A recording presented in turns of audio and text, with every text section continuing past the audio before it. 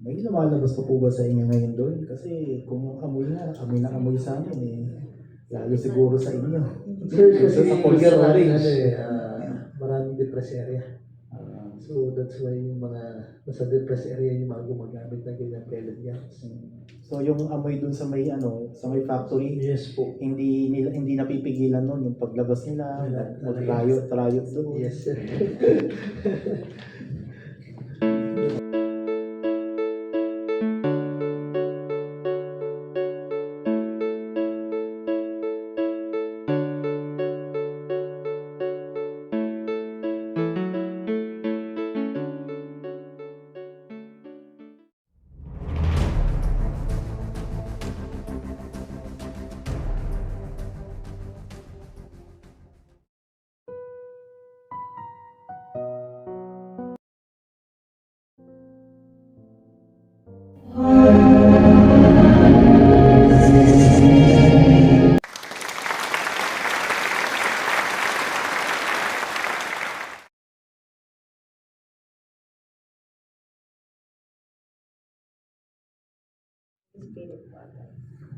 May lumalabas pa po ba sa inyo ngayon doon? Kasi kung amoy nga, amoy na amoy sa amin eh.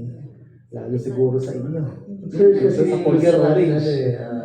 maraming depressed area. So that's why yung mga nasa depressed area yung mga gumagamit ng ganyan pellet gas. So yung amoy dun sa may sa may factory, Yes po. hindi napipigilan noon yung paglabas nila, trayot doon. Yes sir. Okay. Opo. Discussion ba, Mr. Chair? Yes, please proceed. Okay, andito na namin secretary. Si Kapitana. Seminar. Sino may gawa nitong ordinansa? Kayo Ako po, po. kagawad. Yes po. Yes, sir. Kayo nag-type. Si Sek na po. Ikaw nag-type nito, Sek? Anong nangyari? Hindi ko na babanggitin. Hindi ko na magsasabi saan dyan. Nakita mo? Ano? Sige. Para ma-record naman ano yung mga dapat ayusin. O, nasaan sila? Nawala. Nawala si now. Therefore, wala kang dispositive portion. Hindi malalaman kung na-approve nga ba ito o hindi. Kasi wala namang nakalagay na deklarasyon. Ha? Okay. Then yung section 1, ayusin mo paano ka magpo-format ng section by section. Now therefore be it enacted by the Sangguniang Barangay o Barangay Paltok in a regular session duly conducted upon the motion of Kagawad Roby Carl Quison and duly seconded by Kagawad. Sino yung Kagawad? So nandun tayo sa dispositive portion, ayusin natin. And then Section 1, ano bang Section 1? Napunta ka na sa prohibition kaagad. Yan, ayusin natin ha. Maganda ito, no? Kahit natapos ng Pasko. Ito yung ginagamit sa Pasko, pare, di ba, ng mga bata, no? Yes po. Lalo pag summer break na po. Yan, naglalabas na po. Since yung school year po natin, we will end na this March. Tapos, yung ilagay dito, sale, distribution, anong title ng ordinance, ano bang prohibited act, kuan lang, marami tayong babaguhin, secretary, Sagawad, no? Unang-una yung title, tapos yung scope and coverage, and then prohibited acts, ano ba yung prohibited acts, and then magkaroon ka po ng penalty, repealing, separability clause, effectivity clause. Yan.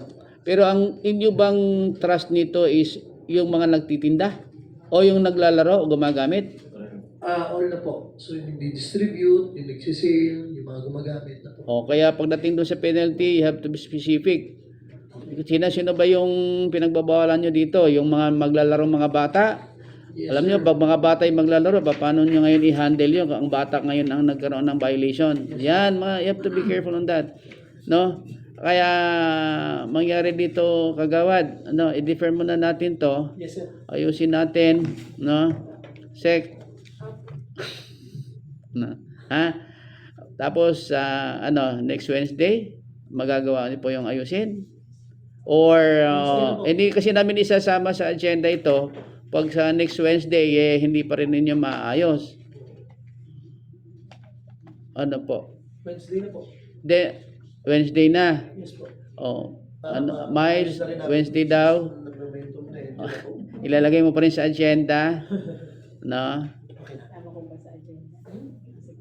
Okay. So with that, Mr. Chair, with the conformity of the proponent, I move that we defer consideration of Barangay Ordinance number 007 na Barangay Paltok. Second. So there's a motion for the deferment of Barangay Ordinance number 007/2024 of Barangay Paltok with the conformity of the barangay. Duly seconded. Said Barangay Ordinance is hereby deferred. Please submit an amended version before Wednesday next week so Yes, we sir. could calendar it for Thank you the po. next meeting. Thank you po. Gawad. Thank you, Kagawad. Kamusta si Jao? Si Jao, kamusta? Oh, ano naman, medyo okay na nakalabas na.